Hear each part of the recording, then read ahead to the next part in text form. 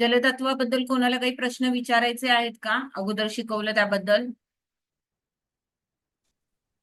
हा, तुम्हाला आतापर्यंत समजलं असेल जलतत्व हे भावनिक पातळीवर कसं कार्य करतं. त्यांना भावना महत्वाच्या आहेत जलतत्वामध्ये. बऱ्याचदा कुंडलीमध्ये जलतत्वाचे जलतत्वामध्ये ग्रह असतात. लग्नेश, आज एक पत्रिका माझ्या समोर आलेली. जलतत्वामध्ये लग्न आहे, म्हणजे जुनीच क्लायंट आहे माझी. तर मिस्टरांशी पटत नाही तिचं. पटत नाही, दोन ती एकदा वेगळी झाली मिस्टरांपासून, पुन्हा वेगळी काय झाली. असेल तू तिकडे हॅलो, म्यूट. पटकन नाही. पुन्हा वेगळी झाली मिस्टरांपासून. पुन्हा तिने काय केलं, मिस्टर प्रेमाने बोलले किंवा पुन्हा एकत्र आली ती मिस्टरांच्या सोबत. त्यानंतर मग आता खूप वाद झाले त्यांच्यामध्ये. खूप म्हणजे खूपच वाद झाले. त्यानंतर तिने एकदम स्वतः टोकाचा निर्णय घेतला की मला वेगळं जायचंय म्हणून राहायला. पण शेवटी ती पुन्हा भावनिक पातळीवर निर्णय घेऊन पुन्हा ती एकत्रित येणार. आणि दुसरी गोष्ट म्हणजे तिचा जो विवाह आहे तो आंतरधर्मीय विवाह आहे.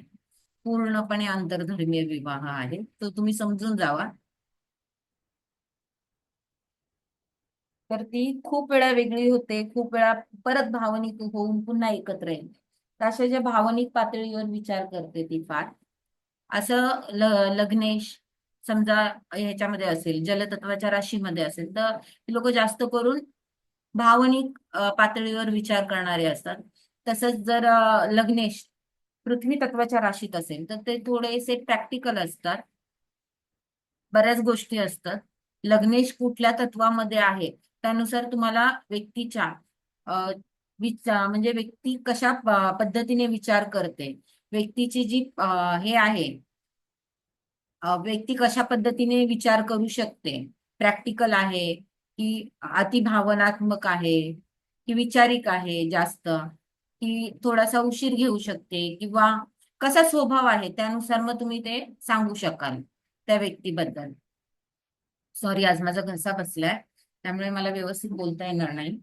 तर बळकट ग्रह जलतत्वावर असताना व्यक्तीला भावनात्मक सामर्थ्य, संवेदनशीलता आणि समर्पण यांचा अनुभव होतो.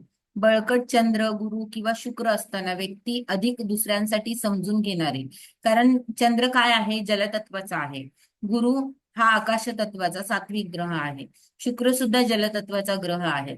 आणि जलतत्वाच्या राशीमध्ये हे ग्रह असल्यावर ह्या व्यक्ती दुसऱ्यांना भावनिक पातळीवर सहज समजून घेणाऱ्या असतात. प्रेरणादायक, सामाजिक दृष्ट्या सक्रिय असतात.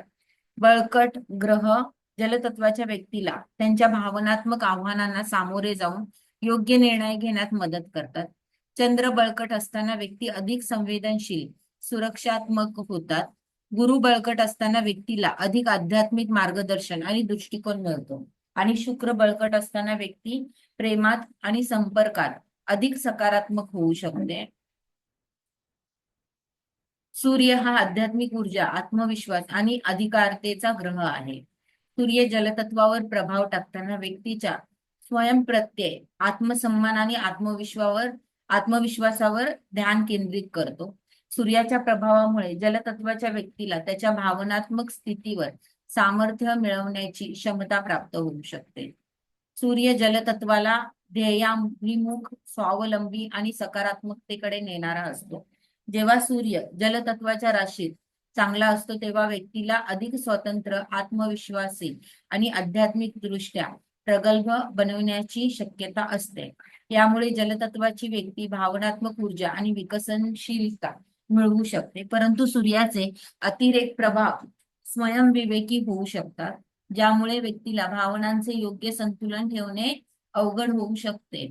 आता जी मी तुम्हाला सांगितलं ज्या व्यक्तीबद्दल, त्या व्यक्तीचं सिंह लग्न आहे आणि तिचा जो लग्नेश आहे तो कर्क राशीमध्ये आहे.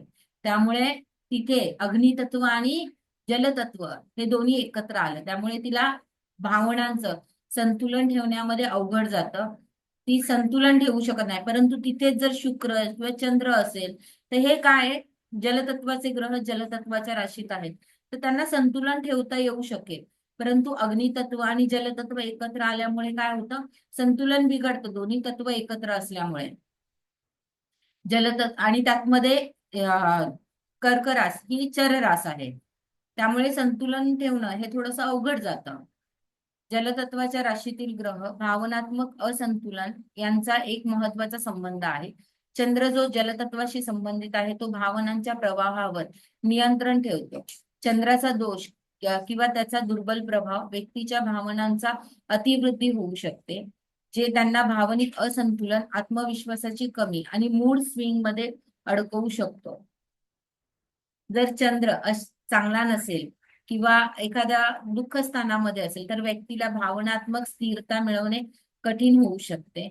त्याचप्रमाणे गुरु किंवा शुक्र सारखे ग्रह जे जलतत्वावर प्रभाव टाकतात ते सकारात्मक भावनात्मक अनुभव आणि संतुलन तयार करण्याच्या दृष्टिकोनातून मदत करू शकतात. जर हे ग्रह दुर्बल असतील तर व्यक्तीला भावनांची तणावपूर्ण परिस्थिती, संतुलनाची कमतरता होऊ शकते.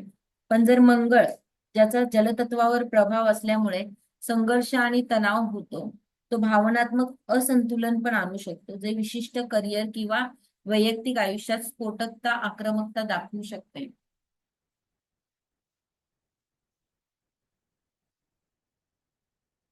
आता इथे जे सांगितलं आहे की बऱ्याच लोकांच्या कुंडल्यांमध्ये, ज्यांच्या कुंडल्यांमध्ये जलतत्वामध्ये ग्रह असतात, तर माझं तर रोजच आहे पत्रिका बघणं, ऑनलाईन पण आणि ऑफलाईन पण. जलतत्वामध्ये ग्रह असतात ना, त्यांच्या रिलेशनशिपमध्ये पण, जर रिलेशनशिपच्या संदर्भामध्ये जेव्हा कॉन्टॅक्ट होतात अशा लोकांच्या पत्रिकांमध्ये, त्यावेळेस बऱ्याचदा म्हणजे ते ना त्याच्यातून बाहेरच निघत नाही. जलतत्वामध्ये जेव्हा ग्रह असतात आणि एखाद्या रिलेशनशिप मध्ये अडकतात ना, त्यांना बाहेर पडायला, त्या रिलेशनशिप मध्ये प्रॉब्लेम्स आले तर त्यातून बाहेर पडायला त्यांना फार त्रास होतो. त्याचं कारण म्हणजे जलतत्वामध्ये भावनात्मक संबंध असल्यामुळे. परंतु त्याच जागेवर समजा जर पृथ्वी तत्वाचं लग्न, पृथ्वी तत्वाच्या राशीमध्ये लग्नेश असेल किंवा पृथ्वी तत्वाचं लग्न असेल, तर हे लोक खूप प्रॅक्टिकल असतात. भावनात्मक रिलेशनशिप ह्यामध्ये असेल ना, ते लोक पटकन बाहेर पडतात, त्यांना त्यातून बाहेर पडता येतं. थोडस पृथ्वी तत्वाला वेळ लागतो पडायला, परंतु बाहेर पडतात पृथ्वी तत्वावाले. एकदा पडले की मग पुन्हा त्या याच्यामध्ये लवकर जात नाहीत. परंतु जलतत्वाचं तसं नाहीये. जलतत्वाचं कसं आहे की ती लोक रिलेशनशिप मध्ये किंवा भावनात्मक पातळीवर त्यांना एकदा ठेस लागली ना की ते पुन्हा पण ती चूक करू शकतात हा. कारण त्यांना ना सहज आहे ना, भावनात्मक कोणी जर त्यांना त्या रिलेशनशिप म्हणा किंवा कुठल्याही पातळीवर भावनात्मक फायदा लोक फार उचलतात. सहज सोपं सांगायचं झालं ना, तर ह्या जलतत्वाच्या राशींचा इतर लोक भावनिक पातळीवर फायदा उचलतात.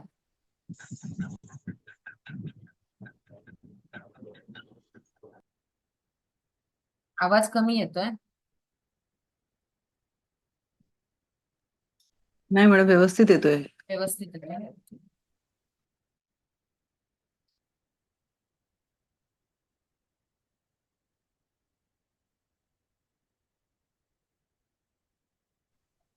कुंडलीत जलतत्व ओळखण्यासाठी आपल्याला त्या कुंडलीतील चंद्र, कर्क, वृश्चिक आणि मीन राशी पाहाव्या लागतात. ह्या राशीमध्ये, कुंडलीमध्ये जेव्हा ग्रह जलतत्वाच्या राशीमध्ये जास्त असतात त्यावेळेस समजून जायचं की ही व्यक्ती भावनिक पातळीवर जास्त विचार करणारी आहे म्हणून.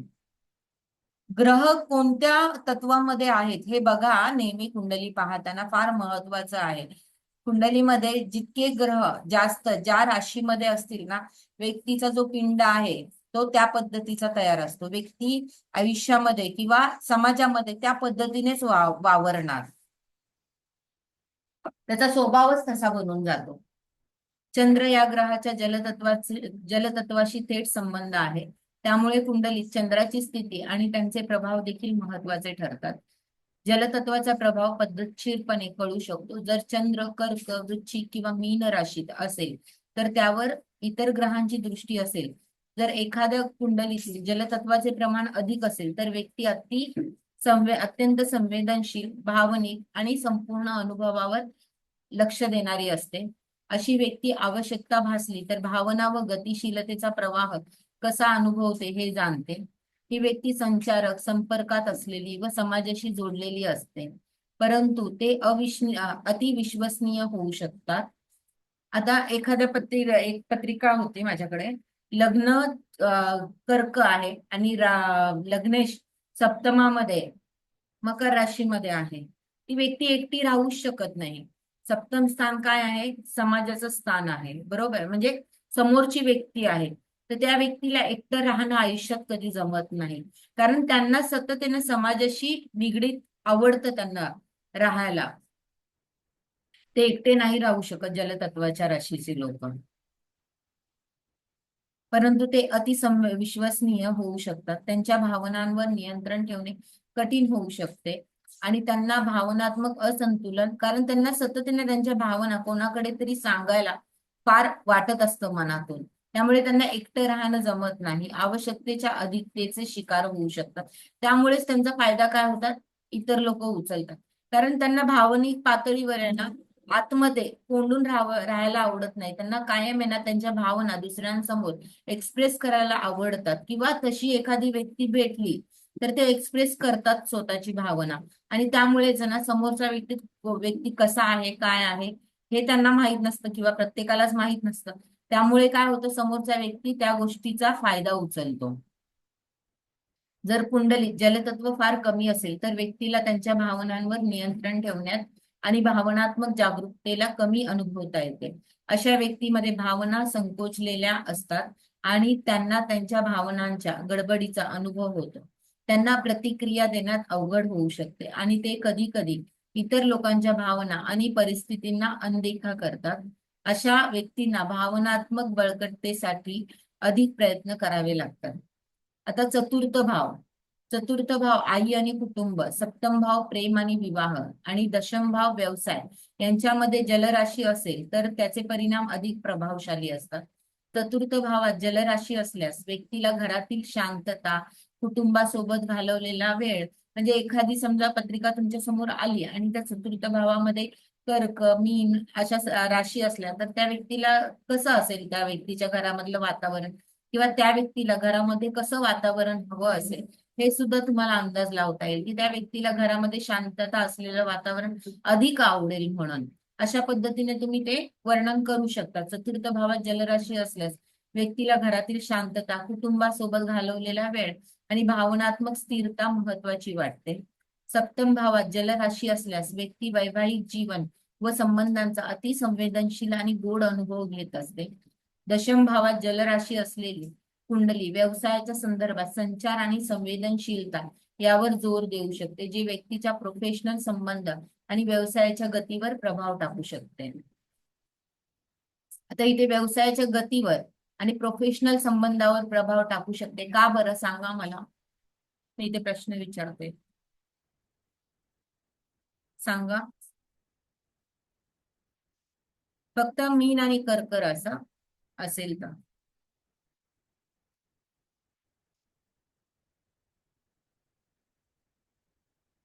हा, सांगा.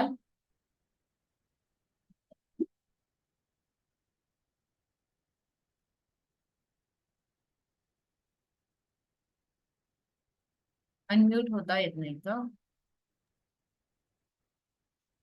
मॅडम प्रश्न एकदा रिपीट कराल का?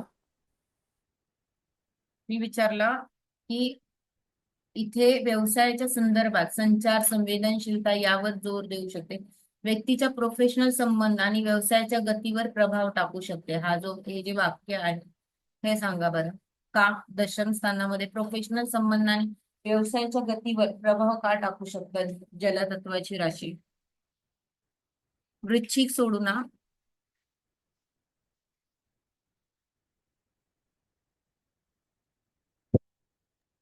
कारण जे व्यवसायामध्ये ती व्यक्ती ना का जेव्हा ती व्यवसाय करेल त्या व्यवसायामध्ये समोरच्या कस्टमरला काय हवं हे ती समजून घेणार. आणि त्यामुळे मग ती त्यात ना का त्या बदल पण करत राहणार ना त्या मी गोष्टीत. म्हंटल गतीवर प्रभाव टाकू शकते. मग मॅम त्याच्यामुळे गती येणारच ना ती. मग कारण आपण कस्टमरला काय हवं हे समजून घेतलं की आपण चेंज करत जाणार सगळ्या गोष्टी, मग त्याच्यामुळे गती येणारच ना. कुठलं का? जलतत्व काय आहे? प्रवाही आहे, बरोबर आहे. चंद्र हो. चंद्राची गती कशी असते? कधी कमी असते, कधी जास्त असते. एक असते का? चंद्र असा एक आहे का? नाहीये ना. त्याच्या गतीवर नाही. तिथे जे बदलण्याची प्रक्रिया आहे ती कधी कमी कधी जास्त, म्हणजे अमावस्या पौर्णिमा बदल आहे ना चंद्रामध्ये. त्यामुळे हो. प्रोफेशनल शी संबंधित जेव्हा जलतत्वाच्या राशी येतात त्यावेळेस यांच्या प्रोफेशन्स मध्ये बदल होत राहतात सतत. म्हणजे स्थिरता लवकर लाभत नाही. आलं लक्षात?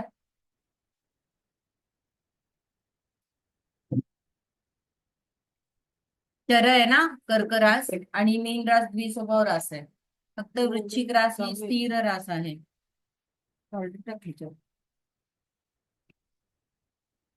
ठीक आहे.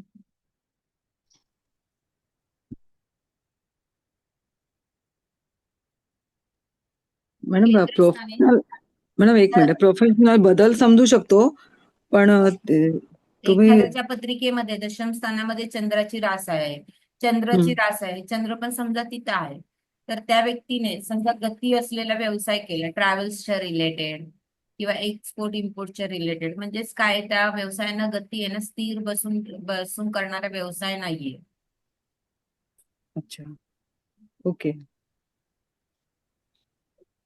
केंद्रस्थानी जलतत्वाच्या किंवा नोकरीत पण बदल होत राहतात यांच्या. केंद्रस्थानी जलतत्वाच्या राशी असणे म्हणजे व्यक्तीची आध्यात्मिकता, संवेदनशीलता आणि समाजासाठी योगदान देण्याची इच्छा अधिक वाढलेली असते.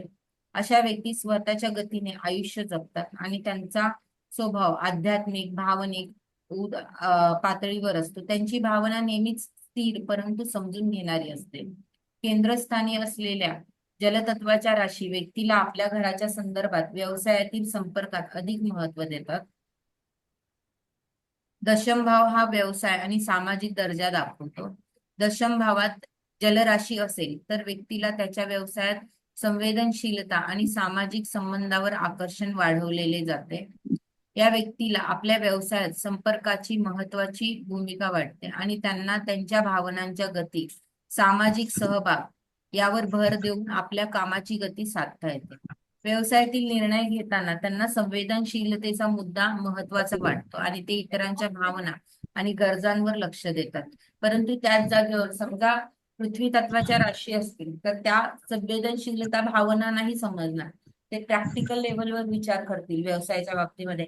मी 1 रुपया इन्व्हेस्ट करतोय तर मला त्याच्यातून मला किती मिळणार आहे पहिला तो विचार करणार.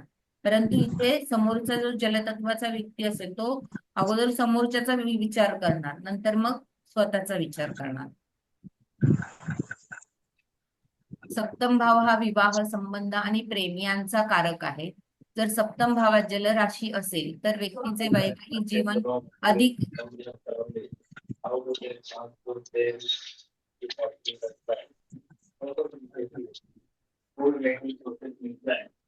एक मिनिट म्यूट कर.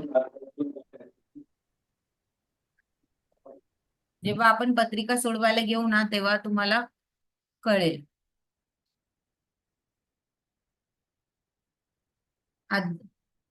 चतुर्थ भाव हा घर, कुटुंब, मूल्यांचा कारक असतो. तर चतुर्थ भावात कर्क राशी असली तर व्यक्तीला घरातील वातावरण, कुटुंबातील संबंध अधिक महत्वाचे वाटतात.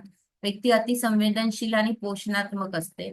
स्मरणशक्ती असलेल्या असतात. घर आणि कुटुंबाच्या संदर्भात ही व्यक्ती सुरक्षात्मक आणि आध्यात्मिक दिशेने प्रवृत्त असते. केंद्रातून जलतत्वचे ग्रह असलेल्या व्यक्तीला भावनिक स्थिरता आणि आध्यात्मिक समाधान दाखवतात. अशा व्यक्तीच्या व्यक्तिमत्वात आध्यात्मिक वृत्ती, संवेदनशीलता आणि दृष्टिकोन महत्वाचा असतो. जलतत्व आणि अग्नितत्वाचा संघर्ष का होतो?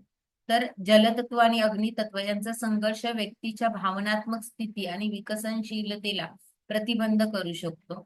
जलतत्वाचा प्रवाहीपणाचा स्वभाव अग्नितत्वाच्या तेजस्विता एकमेकांना विरोध करत असतात. आपण अग्नीवर जल टाकलं तर अग्नी काय करतो? विझून जातो, बरोबर आहे. म्हणजे तिथे अग्नीला त्याच्यामध्ये असलेल्या गोष्टी ह्या काय आहेत? दाखवता येत नाही. त्यामुळे हे दोघं काय करू शकतात? एकमेकांना, जलतत्व आणि अग्नितत्व विरोधी असू शकतात. तर हे जे जलतत्व अग्नितत्व चा विचार आहे, जेव्हा तुम्ही कुंडलीमध्ये मॅच मेकिंग करता कुंडल्या येतात ना मॅच मेकिंगला, तेव्हा ह्या गोष्टी फार महत्वाच्या ठरतात की कुंडलीमध्ये एकमेकांचं तत्व एकमेकांना कशा पद्धतीने मॅच करतात, तरच ते एकमेकांचे विचार एकमेकांना पटू शकतात, एकमेकांना ते विचारांची गती प्राप्त होऊ शकते. या संघर्षामुळे व्यक्तीला भावनिक तणाव, आवश्यकतेची गडबड आणि संसर्गाच्या तीव्रतेची ऊर्जा कमी होणे या समस्यांचा सामना करावा लागू शकतो. जल आणि अग्नी यांचे तत्व असे संघर्ष करत असतील तर व्यक्तींना भावनिक आणि मानसिक असंतुलन साधणे अधिक भावनिक आणि मानसिक संतुलन साधणे अधिक कठीण होऊ शकते. जलतत्व असलेल्या व्यक्तींच्या स्वभावात संवेदनशीलता, भावनिक गहनता आणि सहानुभूती यांना स्पष्ट प्रभाव दिसून येतो. यांचे स्वभाव स्वाभाविकपणे सहानुभूतीपूर्ण, आध्यात्मिक आणि सामाजिक असतात. त्यांना इतरांच्या भावना समजून घेण्याची क्षमता असते. ते नेहमीच स्मार्ट आणि समाजामध्ये राहायला त्यांना आवडतं. त्यांच्या स्वभावात जास्त संवेदनशीलता असू शकते. त्यामुळे ते कुणाच्या वेदनांना सहजपणे अनुभवू शकतात.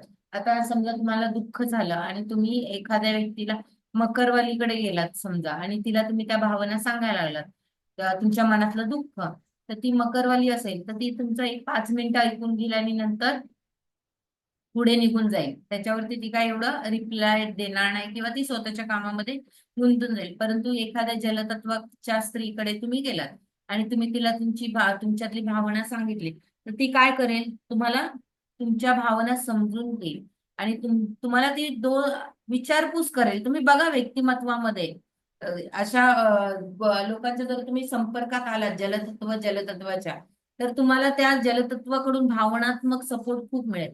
परंतु पृथ्वी तत्वाकडून जलतत्वाला थोडा भावनात्मक सपोर्ट, म्हणजे भावना जेव्हा तुम्ही शेअर करायला जाता तेव्हा पृथ्वी तत्वाच्या व्यक्तीकडून भावनात्मक सपोर्ट मिळणं थोडंसं कठीण जातं किंवा त्यांना स्वतःला पण भावनात्मकरित्या ओपन व्हायला वेळ लागतो.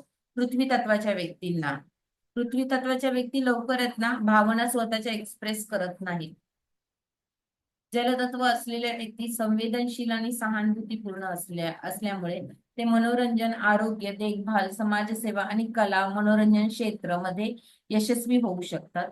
या व्यक्तीला संपर्क साधणे, इतरांच्या भावनांची काळजी घेणे आणि मदतीचा हात पुढे करणे या क्षेत्रात सहज यश मिळवता येते. म्हणून तर बाळासाहेब ठाकरेंच्या पत्रिकेमध्ये कर्क लग्नाची कुंडली आहे ना त्यांची. समाजाशी किती जवळ होते ना ते. अशा व्यक्ती मनोरंजन, लेखन आणि सामाजिक कार्य यामध्ये उत्तम प्रदर्शन करतात. जलतत्व व्यक्तीचे प्रेम व्यक्त करण्याची शैली अत्यंत भावनिक, आध्यात्मिक आणि समर्पित असते. ते आपले प्रेम नुसते शब्दांनी नाही तर आश्रय व आवश्यकता पूर्ण करणे तसेच त्यांच्या साथीदाराला संपूर्ण काळजी आणि विश्वास देऊन व्यक्त करतात. त्यांचा प्रेमाची भावना ही प्रत्येक गोष्टीतून व्यक्त होते. तसेच ते प्रेमाच्या संबंधांमध्ये जास्त परिष्कृत, समर्पित आणि आत्मिक समज असते. जर व्यक्तीच्या कुंडलीत जलतत्व अधिक असेल तर व्यक्ती अत्याधिक संवेदनशील होऊ शकते. जेव्हा नात्यांमध्ये बदल होतात किंवा नात्यांमध्ये संघर्ष होतो, यांना फार त्रास होतो. हे जलतत्वाच्या व्यक्तीला जास्त नात्यांमध्येच अडकलेले असतात, प्रॅक्टिकल जगामध्ये कमी असतात. जर लग्नेश जलतत्वाच्या राशीत असेल तर, किंवा लग्नेश सुद्धा जलतत्वाच्या राशीत, पुन्हा रास ही जलतत्वाची, तर तिथे जास्त त्या व्यक्तीचा स्वभाव आहे ना भावनात्मक दृष्टीने विचार करणारा होऊ शकतो. एखादी कुंडली तुमच्या समोर आली तर तुम्ही पटकन ह्या गोष्टीचा अंदाज लावू शकता.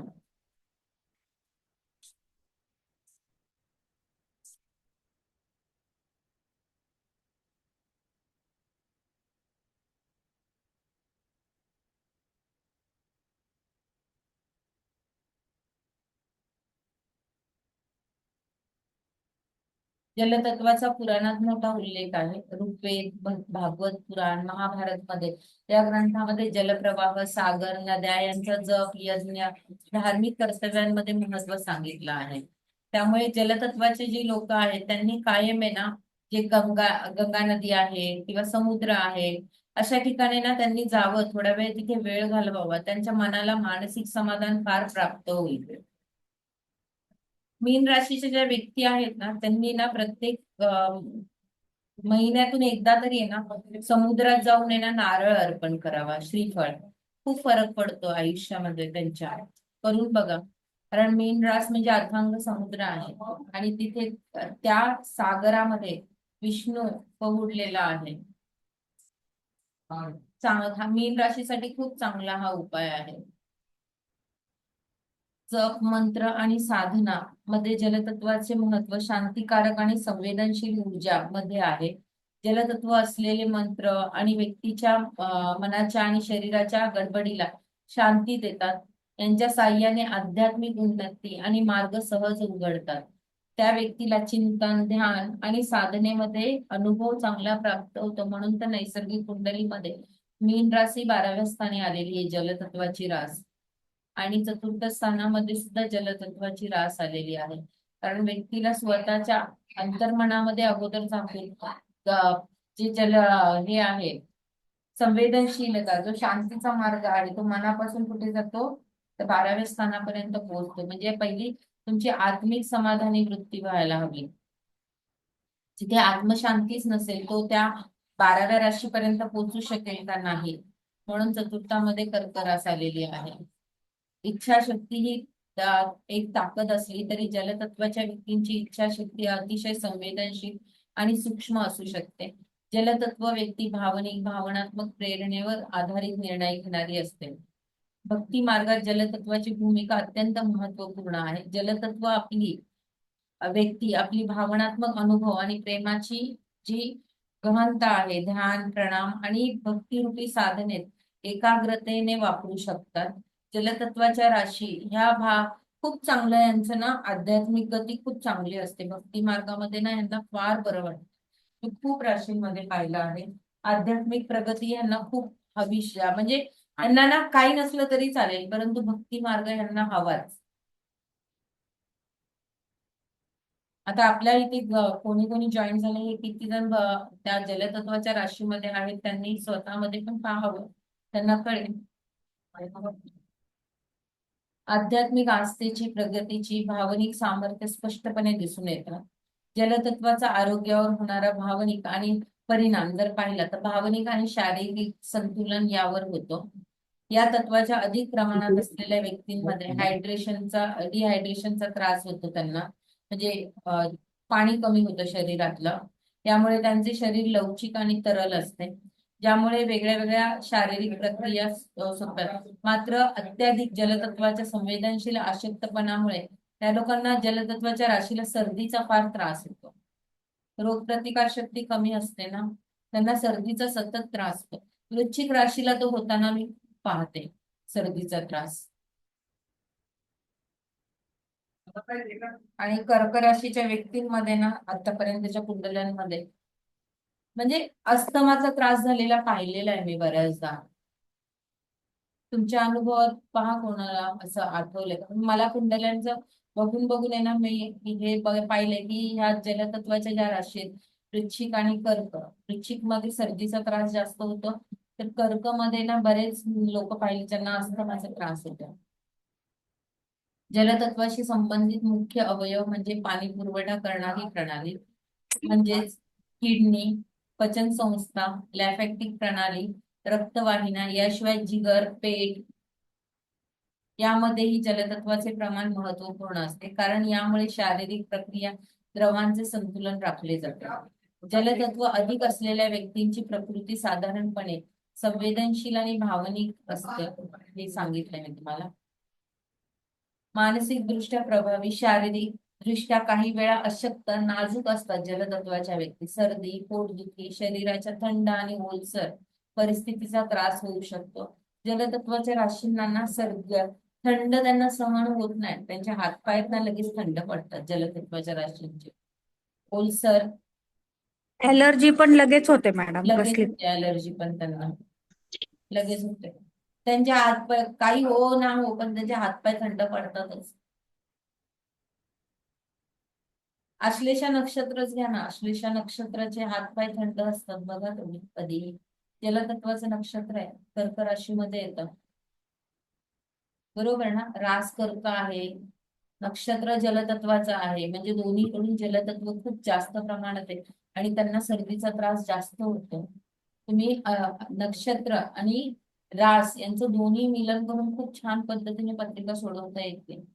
नक्षत्र अश्लेषा आहे जलतत्व, पुन्हा रास जलतत्वाची, ते खूप कॉम्बिनेशन हे होतं. जलतत्व व्यक्तीचे शरीर जास्त वजन घेणारे, सुस्त असू शकते. यांचं वजन खूप वाढतं जलतत्वाच्या लोकांचं. जर जलतत्व जास्त प्रमाणात असेल तर वजन वाढतं यांचं. जलतत्वाच्या अधिक प्रमाणात असलेल्या व्यक्तींच्या पचन संस्थेचा कार्यक्षमता कधी कधी कमी होऊ शकते. जलतत्व शरीरातील पाणीचे संतुलन राखत असले तरी त्याचा अधिक प्रमाण शारीरिक प्रक्रियेत असहजता निर्माण होते. यामुळे पोट फुगणे, अतिपचन, पचनाचे गडबड होते. जलतत्व एक वाढवणारा आणि बिघडवणारा प्रभाव असतो, ज्यामुळे पचनक्रिया मुलायम, विराम आणि जलतत्व वाढलं तरी त्रास होतो, जलतत्व कमी झालं तरी त्रास होतो जलतत्वाच्या लोकांना. जलतत्वाच्या व्यक्तीमध्ये एक मिनिट.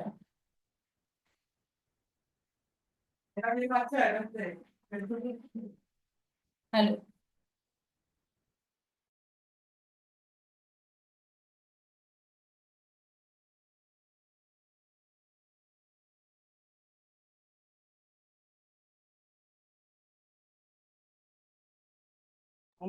दहा थोड्या वेळ झोप पूर्ण.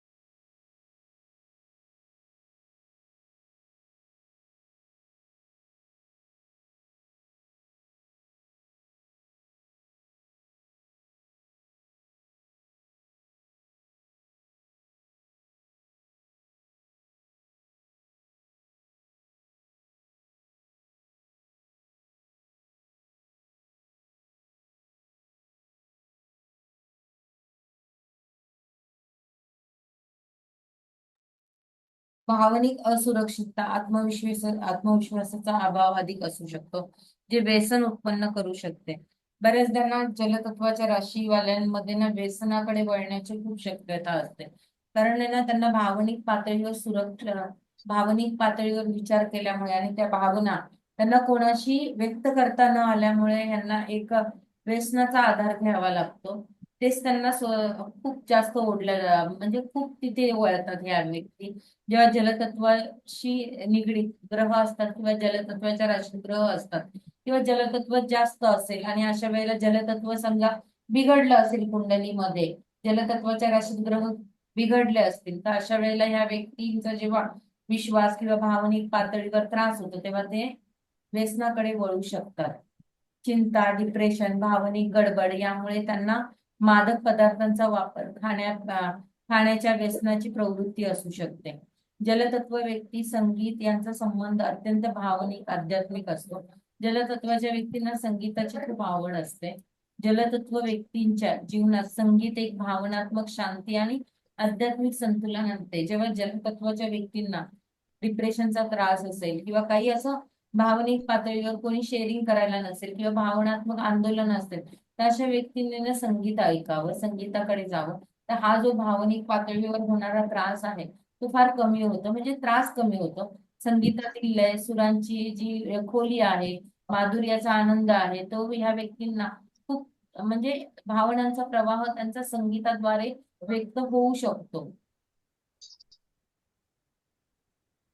जलतत्व व्यक्तींचे जलचर आणि जलस्रोत यांना आकर्षण असणे, म्हणजे त्यांना नदी, तलाव, पाणी, समुद्र हे फार आवडतं, तिथे राहणं त्यांना आवडतं. जलतत्वाची जेव्हा राशी असते चतुर्थ स्थानामध्ये, किंवा चतुर्देश जलतत्वाच्या राशीमध्ये असतो, तेव्हा बऱ्याचदा ह्या लोकांची घरं पाण्याच्या आसपासच होताना दिसतात किंवा ह्यांच्या जवळपास पाणी कुठेतरी असतं. जलतत्वाचा संबंध चतुर्देश जेव्हा जलतत्वाशी निगडीत होतो, अशा पद्धतीने तुम्ही प्रत्येक स्थानाचं ना या तत्वानुसार लावू शकता संबंध. हे मी फक्त चतुर्थ स्थानाविषयी सांगितलं, परंतु जे स्थान आहे, जे स्थान काय दाखवतं, त्या स्थानाचा संबंध तुम्ही त्या हिशोबाने तत्वानुसार तुम्ही लावू शकता. जसं चतुर्थ म्हणजे प्रॉपर्टीशी रिलेटेड स्थान आणि ते जलतत्वाच्या राशीत असेल तर जवळपास पाण्याच्या जवळपास घर असेल किंवा चतुर्थे जलतत्वाच्या राशीत असेल तर आई जास्त भावनिक पातळीवर विचार करणारी असेल किंवा आई बरोबर भावनात्मक संबंध खूप अशा पद्धतीने तुम्हाला पत्रिका सोडवता यायला पाहिजे. म्यूट करा.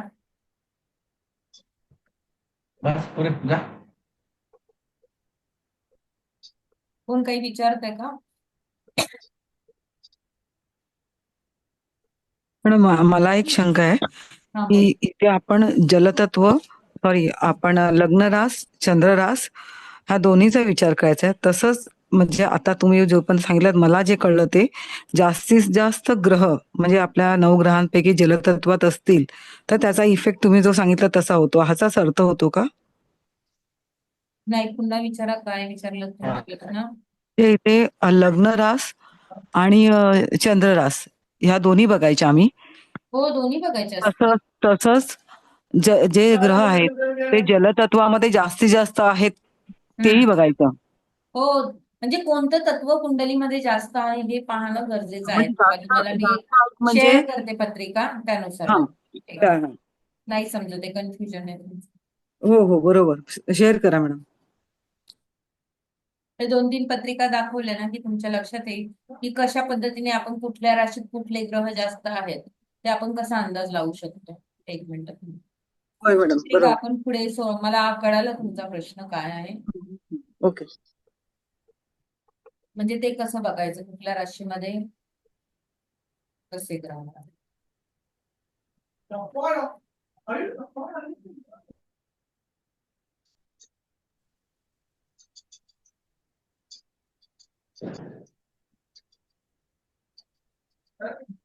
ही दिसते पत्रिका तुम्हाला?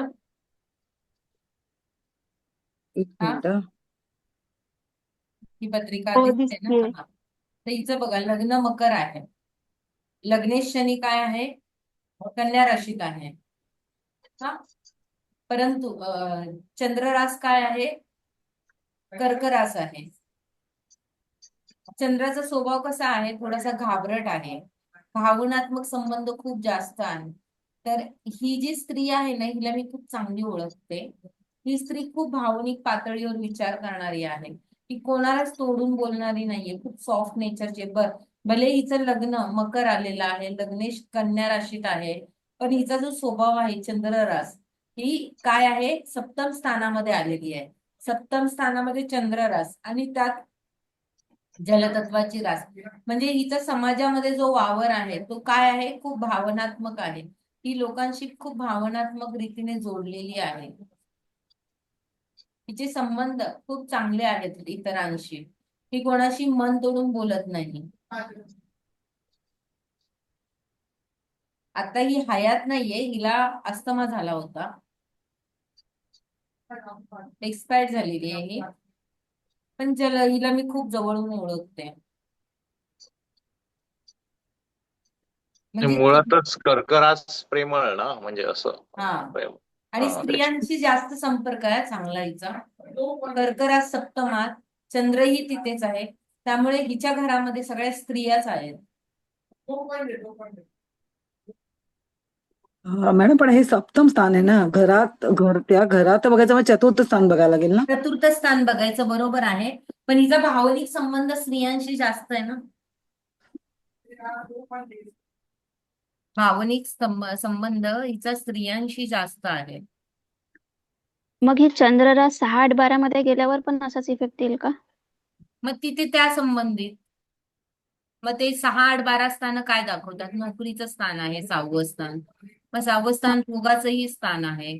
मग तिथे काय दाखवेल, तर 6वं स्थान म्हणजे जलाशी निगडीत काहीतरी कार्य करणारी असेल किंवा जे कार्य करणार ते स्त्रियांशी संबंधित काम करणारं नोकरी व्यवसाय तसा असू शकतो, किंवा एखाद वेळेस ट्रॅव्हल्सच्या रिलेटेड चररास असल्यामुळे जलाशी रिलेटेड जे कारतत्व आहेत, पुढे शिकणार आहोत आपण प्रत्येक ग्रहाची कारतत्व, त्या हिशोबाने तुम्हाला लावायला हवं. अजून दुसरी दाखवते. मॅडम याच्यामध्ये जलतत्वाच्या जास्त राशी कशा बघितल्यात तुम्ही? एक फक्त एकच?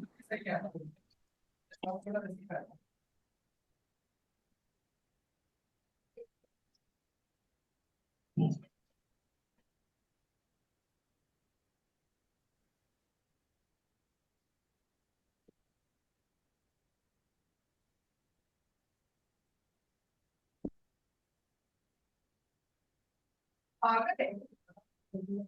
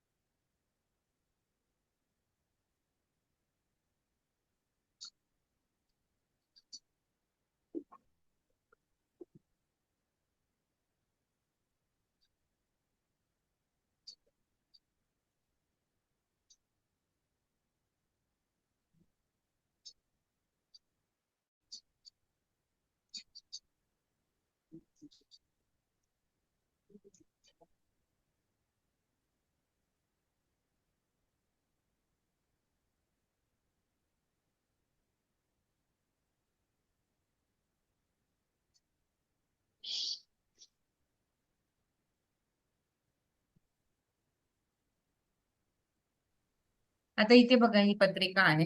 याचा लग्नेश जो आहे तो काय आहे, कर्क राशीमध्ये आहे, जलतत्वाचा ग्रह दिसतोय तुम्हाला. मंगळ पण काय आहे, कर्क राशीमध्ये, म्हणजे लग्नेश जलतत्वाच्या राशीत गेला आहे. त्यामुळे जलतत्वाचा परिणाम ह्या व्यक्तीवर जास्त असेल. कर्क रास काय आहे, चंद्राची रास आहे. आणि बुध काय आहे, बुद्धीचा कारक आहे, विचारांचा कारक. तर जेव्हा ही व्यक्ती विचार करताना कसा विचार करेल, तर भावनिक पातळीवर विचार करेल. कारण कर्क राशीमध्ये आहे ना चंद्र, सॉरी बुध, बरोबर. त्यामुळे भावनात्मक विचार करेल आणि हृदयाने विचार करेल. थोडस बुद्धीने किंवा डोक्याने विचार करताना कमी करेल. आणि दुसरी गोष्ट म्हणजे कर्क राशीमध्ये बुध असल्यामुळे, कर्क राशी काय आहे, चंद्राची शुभ ग्रहाची रास आहे आणि सॉफ्ट रास आहे. त्यामुळे बोलताना ह्या द्वितीय स्थानामध्ये ना कर्क रास, आणि बुध पण तिथे आहे. त्यामुळे ह्या व्यक्तीची वाणी कशी असेल, सौम्य असेल, पुन्हा नम्रतेने बोलेल, समजूतदारपणे बोलेल, बरोबर. अशा पद्धतीने विचार करेल. म्हणजे या व्यक्तीचा स्वभाव हा कर्क राशीप्रमाणे असेल. दुसरी गोष्ट म्हणजे कर्क रास निसर्ग कुंडलीप्रमाणे चतुर्थ स्थानात येते. माहितीये ना तुम्हाला, निसर्ग कुंडली 1 2 1 2 3 4 चतुर्थ स्थानामध्ये कर्क राशी येते.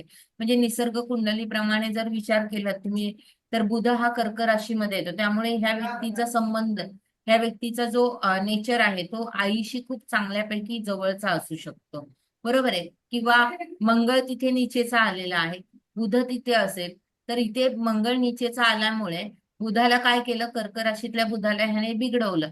म्हणजे आईशी ह्याचं नातं भावनिक पातळीवर थोडस खराब झालं असेल. काहीतरी भावनिक पातळीवर आईबद्दल याच्या मनामध्ये आंदोलनं असू शकतात किंवा त्रास असू शकतो. अशा पद्धतीने तुम्ही त्याचं लावायचं की समजा बुध आहे, एकटा बुध असतं तर आई बरोबर भावनिक पातळीवर संबंध चांगले असते.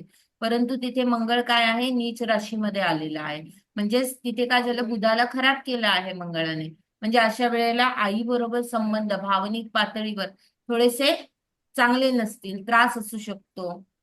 किंवा घराच्या बाबतीमध्ये सुद्धा चतुर्थ स्थानामध्ये कर्क रास येते, तर घरामध्ये त्याच्या प्रॉब्लेम्स असू शकतात घरामध्ये, त्याला हवं तसं वातावरण, शांततेचं वातावरण किंवा त्याला समजून घेणारं वातावरण त्याला मिळालं नसेल. म्हणजे एखाद्या ग्रह जेव्हा एखाद्या राशीत जातो तेव्हा त्या ग्रहाबरोबर कुठला आणखी ग्रह आला आहे का त्याला खराब करणारा, किंवा एकटा जर ग्रह असेल तर तो कसा विचार करू शकतो, किंवा एखादा दुसरा ग्रह त्याच्या बरोबर आला तर तो कुठल्या पद्धतीमध्ये त्रास देणार. म्हणजे इथे काय आहे, कर्क रास आहे, बुद्धीचा कारक बुध आहे, भावनात्मक संबंध, भावनात्मक विचार करणारी वृत्ती.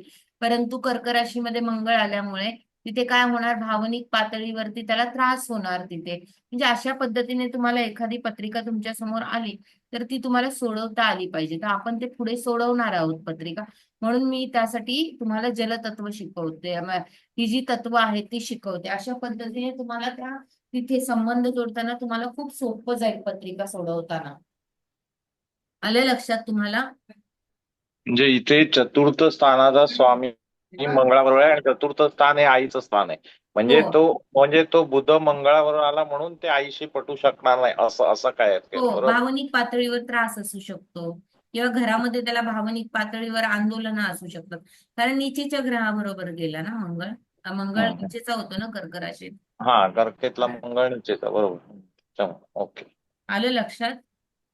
येस. एकटा जर बुध असता तर नसता त्रास झाला. तो बरोबर. जास्त चांगला, म्हणजे त्याचं घराशी खूप आई बरोबर किंवा घरातल्या व्यक्तींबरोबर खूप चांगलं नातं असतं.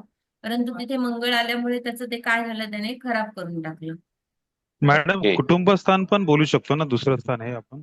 हा, दुसरं स्थान पण तिथे कॉन्फिडन्स थोडासा कमी असेल, बोलायला शाय नेचर असेल. आलं लक्षात? पण मग हे हो वाणी मॅडम. स्थान पण येतं ना, द्वितीय स्थान हा वाणी स्थान येतं हा, ना. मग तेच म्हटले ना, तो- बोलण्यामध्ये सॉफ्ट नेचर असेल परंतु शाय पण असेल ना, पटकन बोलायला बेधडक बोलणार नाही, थोडासा लाजणार बोलायला. पण मग तो मंगळामुळे म्हणजे ते बोलायला म्हणजे थोडस बिघडवणं असं नाही लागू शकत का? हो. ठीक आहे, आता पुढे जाऊया.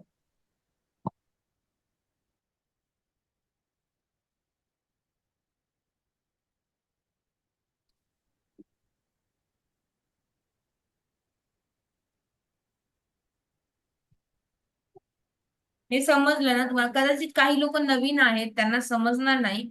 हा खूप ऍडव्हान्सचा भाग आहे, पुढे पुढे आपण शिकणार आहोत. म्हणून बेसिक पासून जर तुम्हाला कळालं तरच तुम्ही पुढे उडी मारू शकता. तर तुम्हाला हेच नाही कळालं तर तुम्हाला कसं तुम्ही पुढे पत्रिका सोडवणार ना? त्यामुळे तुम्हाला कदाचित आता बोर होत असेल तत्व शिकताना किंवा काय, परंतु हे खूप महत्वाचं आहे. तुमचं बेसिक जर पक्क झालं ना तर तुमच्या समोर कुठलीही पत्रिका आली तरी तुम्ही सहज पटापट त्याचं उत्तर देऊ शकता. पूर्वीच्या लोकांकडे हे सगळ्या कुंडल्या बघायला, षडवर्ग वगैरे ह्या कुंडल्या नव्हत्या. फक्त एक बेसिक लग्न कुंडलीवरून आखी पत्रिका सांगायची लोक. हे कम्प्युटरची माध्यमं वाढली, संगणक झाले सगळीकडे, म्हणून आता सगळेजण नवमांश बघायचे. परंतु षडवर्ग कुंडल्या, ह्या सगळ्या कुंडल्या आता जास्त प्रचलित आल्यात. पहिल्याही मॅडम, होत्याच. हा, आणि नक्षत्रांवर जास्त सांगायचं असं मी वाचलं होतं. नक्षत्रांवरून जास्त सांगायचे. बोला बोला बोला. हा, कोणी हात वर केला आहे?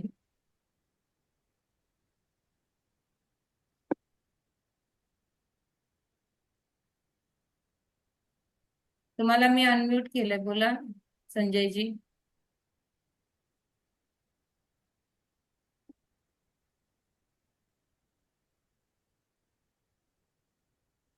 तुम्ही अनम्यूट व्हा संजयजी. डी संजय. ठीक आहे, आपण पुढे जाऊया. जलतत्व व्यक्तींचे जलचर किंवा जलस्रोत यांना आकर्षण असणे सामान्य आहे, पण कारण त्यांना पाणी, नदी आणि सरिता यामध्ये एक शांती आणि भावनात्मक शांतता मिळते. जलतत्व व्यक्तीला त्यांच्या अंतर्मुखतेचा अनुभव देणारे या स्त्रोतांमध्ये खोलवर विश्रांती मिळते. जलतत्वाच्या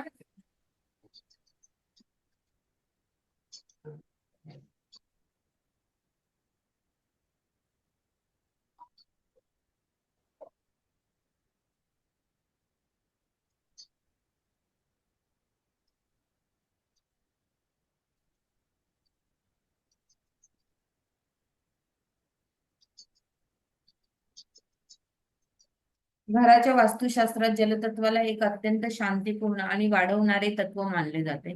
जलतत्वाच्या प्रभावाने घराच्या वातावरणात धार्मिक शांती आणि भावनिक संतुलन आणि पवित्र ऊर्जा तयार होते. त्यामुळेच तर वास्तुशास्त्रामध्ये उत्तर आणि नॉर्थ ईस्टला का महत्व दिलं जातं?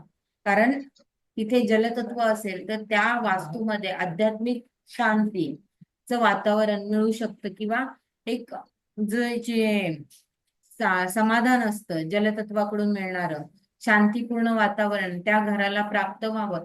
त्यामुळेच आपण जेव्हा एखाद्या वास्तूमध्ये पाहिलं जातं तेव्हा आपण ईशान्य दिशा आणि उत्तर दिशेला इतकं महत्व दिलं जातं. वास्तुशास्त्र जे माझ्याकडे कोर्स करतात त्यांना माहित आहे की जलतत्व उत्तर दिशा ईशान्य दिशा कशा प्रकारे प्रभाव टाकते. धार्मिक शांती, भावनिक संतुलन आणि पवित्र ऊर्जा तयार होते. घराच्या उत्तर किंवा पश्चिम दिशेला जलतत्वाचे स्थान ठेवले जाते. जिथे जलस्रोत, पाणी असलेले तलाव किंवा जलतत्वाचे चिन्ह ठेवणे शुभ मानले जाते. म्हणून आपण वास्तूमध्ये उत्तर दिशेला पाणी ठेवतो. पश्चिमेला पण वरुण पदावर पाण्याची टाकी ठेवली जाते. आता ते सॉरी वरुण पद म्हटले, पण वरुण पद येतं पश्चिमेला. तिथे काय येतं ते माहित आहे. पंचमहाभूतांच्या दृष्टिकोनातून जलतत्वासाठी उत्तर आणि पश्चिम दिशा शुभ मानली जाते. उत्तर दिशा आणि नॉर्थ ईस्ट. उत्तर दिशा पाणी आणि जलतत्वाचे प्रतीक आहे. धार्मिक आणि मानसिक शांतता प्राप्त करण्यासाठी चांगली आहे. याशिवाय पश्चिम ही भीती, गडबड आणि अशांततेपासून मुक्त होण्यासाठी शांती देणारी आहे. जलतत्वाशी संबंधित रंग पाणी निळा, अस्मानी रंग, पांढरा, हिरवट निळा मानला जातो. या रंगांनी शांती, भावनिक संतुलन आणि अर्थपूर्णता तयार होते. या रंगांचा वापर आध्यात्मिक साधनेसाठी आणि घराच्या शांततेसाठी अत्यंत फायदेशीर ठरतो. जलपूजन हे ज्योतिषशास्त्रात केवळ एक धार्मिक विधी नाही, तर ते अत्यंत गूढ आणि आध्यात्मिक दृष्टिकोनातून भावनात्मक, मानसिक आणि आध्यात्मिक शुद्धीकरणाचा मार्ग मानला जातो. पंचमहाभूतांपैकी जलतत्वाचे शरीर, मन व आत्म्याशी अतूट नाते असते. चंद्र, शुक्र, गुरु हे ग्रह या तत्वाशी घनिष्ठ संबंधित आहे. जलपूजन केल्याने या ग्रहांचे संतुलन साधले जाते. मगाशी मी सांगितलं ना की तुम्ही जेव्हा जे जलतत्वाच्या राशी असतात त्यांनी कायम जलपूजन करावं. नद्या, समुद्र इथे जावं, त्यांनी प्रार्थना करावी. त्यांना अंतर्ज्ञान, मनशांती प्राप्त होते. सूक्ष्म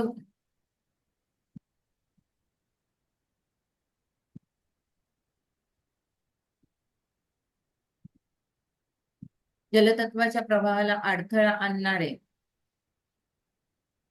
काही व्यवहार असल्यास ते विपरीत परिणाम देखील होतात. भावनांना दाबणे, नात्यांमध्ये करुणेचा अभाव आणणे, पाण्याचा अपवित्र किंवा उद्देशहीन वापर आणि प्रेम आणि सौंदर्य दृष्टीकडे लक्ष, हे सर्व व्यवहार जलतत्व कमजोर करतात. तसेच क्रोध, द्वेष, टीका आणि व्यसनाधीनता हे जलतत्व गढूळ करतात. जलतत्वाच्या व्यक्तींनी आपल्या भावना मोकळ्या करण्याची गरज असते. त्या रोखल्यास मानसिक तणाव, नैराश्य, अनिद्रा आणि भावनिक शून्यता निर्माण होऊ शकते.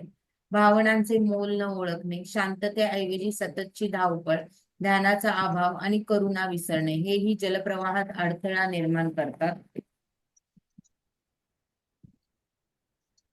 हॅलो.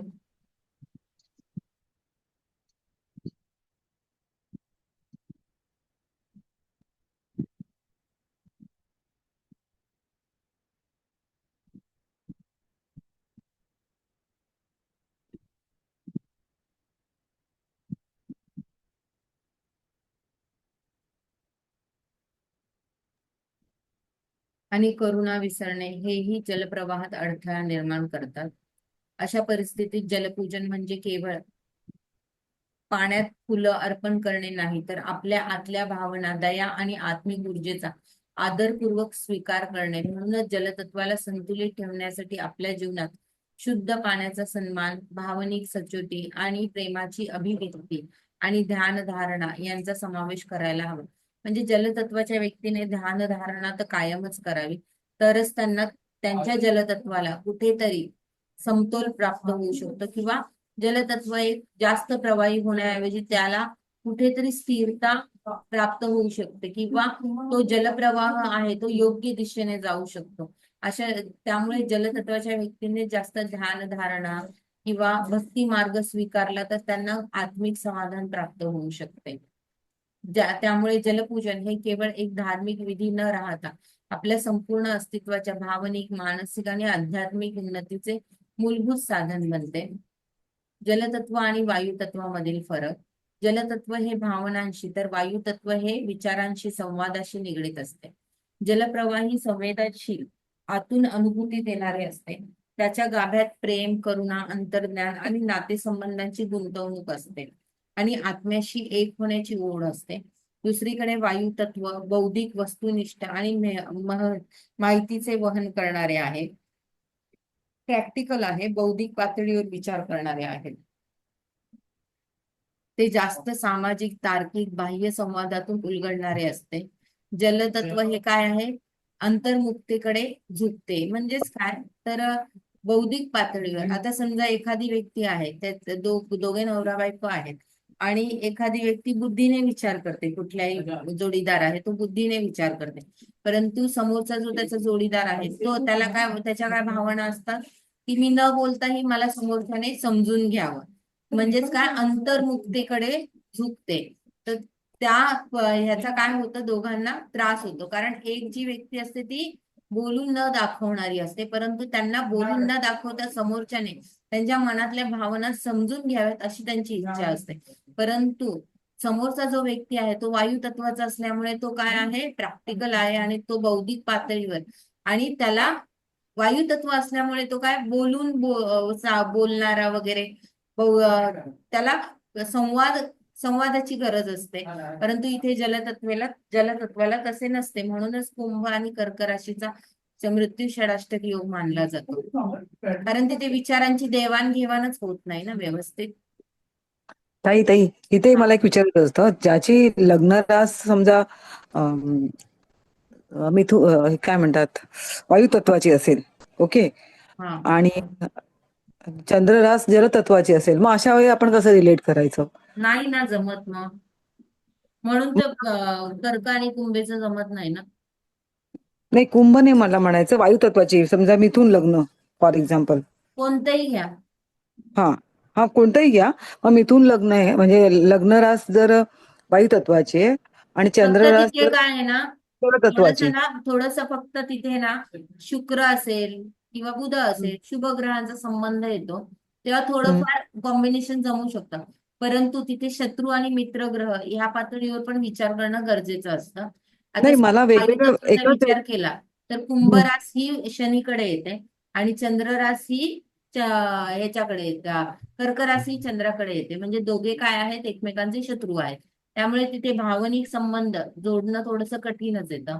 वायुतत्व शनी हा वायू तत्वाचा ग्रह आहे, चंद्र हे जलतत्वाचं. त्यामुळे वायू जलाला स्थिर राहू देत नाही. हा, मग अशा वेळी त्याच व्यक्तीचा स्वभाव कसा प्रेडिक्ट करणार आपण? स्वभाव कसा त्यांना आहे? तुम्हाला कदाचित एकाच व्यक्तीची लग्न राशी वेगळी असू शकते किंवा चंद्र राशी, त्यांच्याबद्दल प्रश्न विचारायचा असेल ना.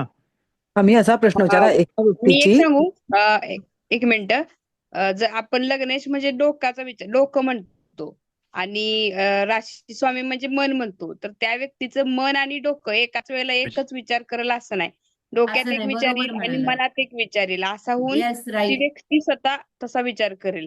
आता माझी कुंभ रास आहे, कुंभ रास आहे आणि ही रास माझी मकर आहे, बरोबर आहे. पण हे दोघे काय आहेत, मला हे पडतात, चांगले पडतात, दोघं एकमेकांना सूट करतात. ते यासाठी कारण मी ज्या शास्त्राचा अभ्यास करते त्याला चिकाटी लागते ज्योतिषशास्त्रात. आणि दुसरी गोष्ट म्हणजे त्याला साठवणं, सेव्ह करणं, म्हणजे काय स्टोअर करून ठेवणं, ही कॅपॅसिटी पाहिजे, बरोबर आहे.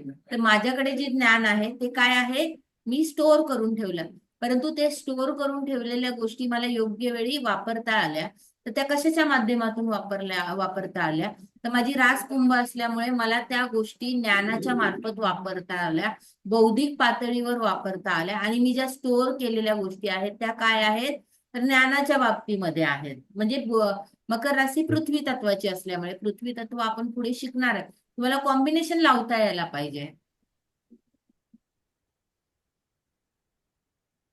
एखाद्याची रास मिथून आहे, लग्न रास, आणि जलतत्वाची रास आहे वृश्चिक रास.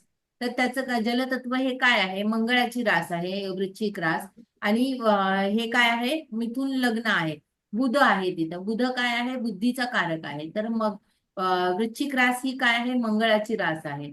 तर मंगळ काय आहे, तर टेक्निकलचा कारक आहे, भूमीचा कारक आहे, यंत्रसामग्री. तर त्या व्यक्तीची बुद्धिमत्ता ही कशी असू शकते, ती व्यक्ती बुद्धिमान तर आहे, परंतु रास वृश्चिक आल्यामुळे तो काय करेल, त्याची जी बुद्धी असेल ही टेक्निकली रीतीने वापरत असेल, किंवा तो बऱ्याच गोष्टी ह्या गूढ पद्धतीने अनालिसिस करत असेल. तो पटकन कोणासमोर त्याच्यामध्ये असलेल्या गोष्टी ह्या पटकन कोणासमोर एक्सप्रेस करणार नाही. त्याला कुठेतरी त्या गोष्टी कंट्रोल करता येऊ शकतात किंवा थांबवू शकतो. तो पटकन कोणाकडे ओपन होणार नाही. तुम्हाला ते कॉम्बिनेशन करता यायला पाहिजे. तत्व तर आहेच, परंतु तत्वाचा जो स्वामी आहे त्याला पण तुम्हाला विसरता नाही आलं पाहिजे.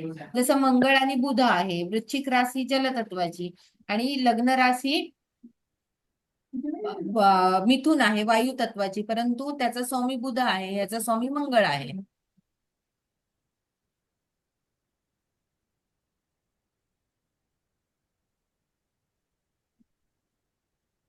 आलं लक्षात? सरिता मॅडम, जेव्हा तुम्ही पत्रिका सोडवाल ना, तुमच्या हळूहळू लक्षात येईल. होय मॅडम, होय.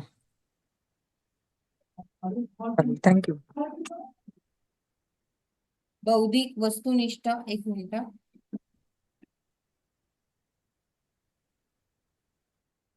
आणि माहितीचे वहन करणारे आहे. जास्त सामाजिक आणि तार्किक आणि बाह्य संवादातून उलगडणारे असते.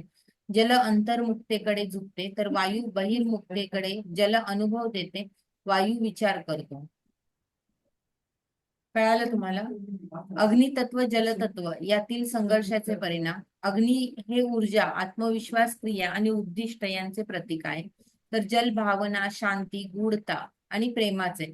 जेव्हा तुम्ही एखाद्या तत्वाचा विचार करताय दुसऱ्या तत्वाशी, त्यावेळेस त्या तत्वाच्या स्वामींचा विचार करणंही फार गरजेचं आहे. तुम्ही ते स्वामी जे मित्र ग्रह आहेत की शत्रू ग्रह आहेत, हा पण विचार तुम्हाला तिथे करता आला पाहिजे. तेव्हाच तुम्ही ते कॉम्बिनेशन एकमेकांशी करू शकता.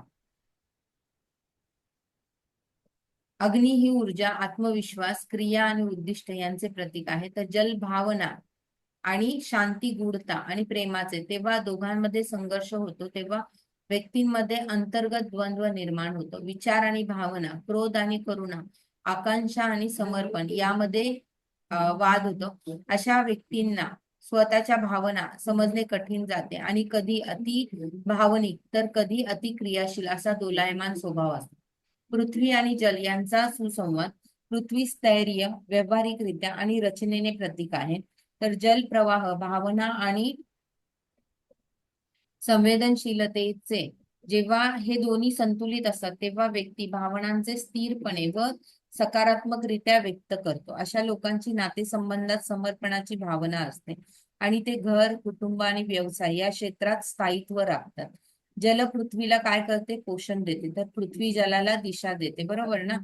जल तुम्ही जेव्हा एक पृथ्वीवरती जल टाकता तर जल काय होतं, पृथ्वी स्वतःमध्ये सामावून घेते ते जल आणि त्याचा वापर काय करते, त्या बीजात. समजा तुम्ही पृथ्वीमध्ये एखादं बीज टाकलं तर ते बीज काय होतं, ते जल त्या बीजाला पोषण देतं वाढायला. म्हणजेच हे पृथ्वी तत्व आणि जलतत्व या दोघांचं काय आहे, एकमेकांशी चांगल्यापैकी भावनांचा स्थिरपणा प्राप्त होऊ शकतो. कारण पृथ्वी ही काय आहे, स्थिर आहे. तर जलतत्वाचा जो प्रवाहीपणा आहे तो पृथ्वी तत्व कुठेतरी त्याला स्थिरपणा देऊ शकेल. त्यामुळे नातेसंबंधांमध्ये एकमेकांना समर्पणाची भावना पृथ्वी तत्व आणि जलतत्व हे चांगल्यापैकी करू शकतात. कुंडलीत अनेक भावात जलतत्व असल्यास अशा व्यक्ती अतिशय भावनिक, अंतर्ज्ञानी आणि काळजीवाहू असतात. त्यांच्या जीवनात नातेसंबंध, आत्मिक जाणीवा, सहानुभूती आणि महत्वाची भूमिका बजावतात. हे लोक कलात्मक क्षेत्र, मानसोपचार सेवा, शिक्षण आणि आध्यात्मिकता या क्षेत्रात प्रगती करतात. पण भावना बाळगून ठेवण्याची प्रवृत्ती असल्याने अशा लोकांना कधी कधी मानसिक अस्थैर्य येऊ शकते. जलतत्व पुरुष राशीत असल्यास जलराशी कर्क, वृश्चिक, मीन. पुरुष राशीत म्हणजेच उदित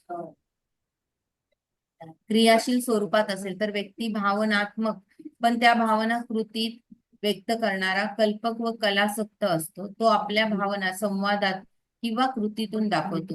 उदाहरणार्थ कविता, चित्रकला, सेवा यामधून प्रेम व्यक्त करतो.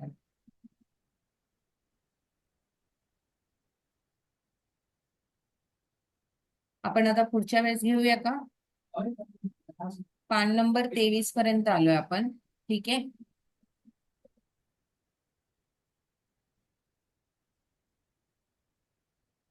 समजलं तुम्हाला? मला वाटतं जलतत्वामध्ये तुमच्या मनामध्ये खूप गोंधळ, जलतत्व आहे ना, मनामध्ये गोंधळ निर्माण झालेला आहे. कन्फ्युजन होते. जलतत्व कन्फ्युजन आहे ना. हा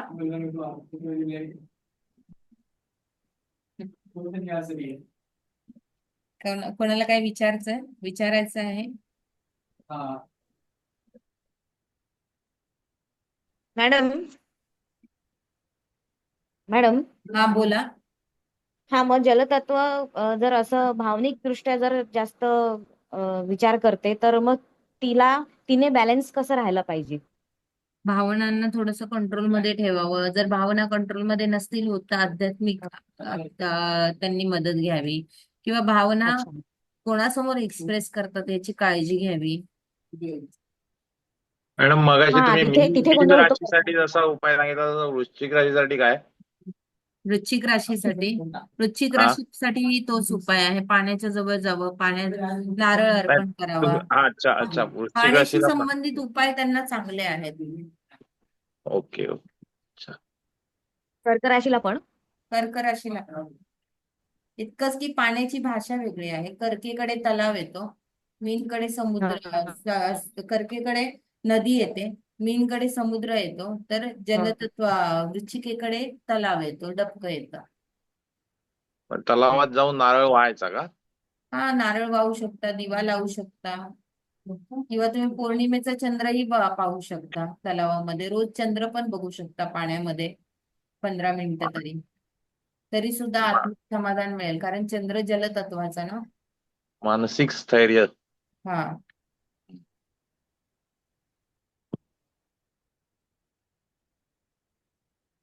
ठीक आहे. असं पण असतं का की जलतत्वाची म्हणजे जी कर्क राशीच्या व्यक्ती असतात त्या स्वतःच्या भावना स्वतःमध्ये म्हणजे दुसऱ्याकडे एक्सप्रेस करत नाहीत मोस्टली? नाही करत मोस्टली एक्सप्रेस. खूप शाय नेचर असतं त्यांचं. ठीक. नाही करत लवकर एक्सप्रेस.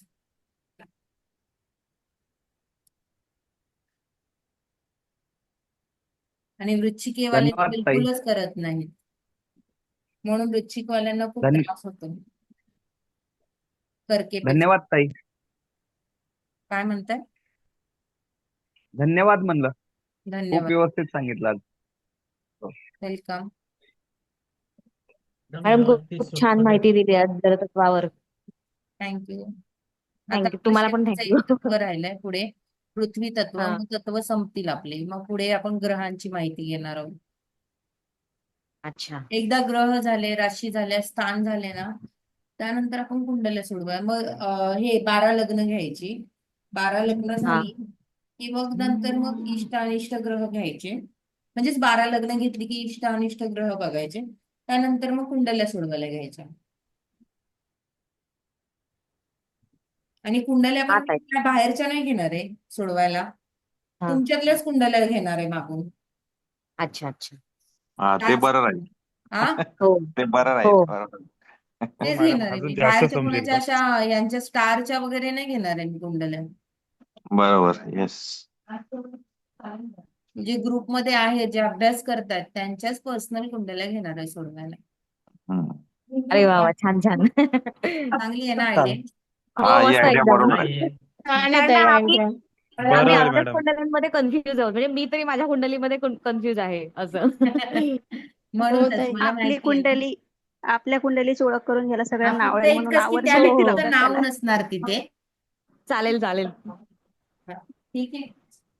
हो हो बाय, गुड हो. आणि नाईट. धन्यवाद मॅडम. हा, बाय मॅडम. Good night. आणि मॅडम हे क्लासेस कधी होणार, म्हणजे रोज होणार का की आठवड्यातून 2 वेळा असतात सध्या तरी, मंगळवार गुरुवार. कारण मी ना दुसऱ्या एका कामामध्ये आहे, नक्षत्राचे माझे क्लासेस चालू होत आहेत. जून महिन्यामध्ये. बरं. तर मला ते नक्षत्राचे नोट्स वगैरे कम्प्लीट करायचे. आता जी माझी आहे ती चालू आहे वास्तुशास्त्राची बॅच. त्यानंतर माझी नक्षत्राची बॅच चालू होणार आहे 4 जून पासून. तर ते नोट्स वगैरे बनवण्यामध्ये मी थोडीशी बिझी असल्यामुळे डिले होतोय ह्या क्लासला. मंगळवार आणि गुरुवार घेते. तर एकदा माझे नोट्स कम्प्लीट झाले ना की मग हे क्लासेस मी डेली बेसिसवर पण घेईन. मग कदाचित ते दुपारी होतील. चालेल चालेल. मॅडम. चालेल चालेल. चालेल. Good night. Good night. या धन्यवाद. अगोदरचे मॅडम. व्हिडिओ मॅडम युट्यूबवर बघायला मिळतील का? हो, सगळे व्हिडिओ आहेत युट्यूबला. कारण मी आजच पहिल्यांदा जॉईन झालेली आहे. अच्छा, सगळे व्हिडिओ आहेत. आतापर्यंत 20 लेक्चर झालेत. हे 21वं लेक्चर आहे. Okay madam, thank you. पंचांगापासून शिकवलेलं आहे. हा हा हा, ठीक आहे ठीक आहे. मॅडम चालेल मॅडम, युट्यूबला थँक्यू. चॅनल कुठलं? काय म्हणताय? युट्यूबला चॅनलचं नाव टाकले ना लिंक तिथे. लिंक टाकली काय? ओके हो हो, मी आता पाठवेल व्हिडिओ हे झाल्यावर इथं. ओके ओके ठीक ते स्टार सिम्बॉल आहे ना ते आहे. हो. Okay. Good night. Good night Okay, madam. good night. Good night. Good night. Good night.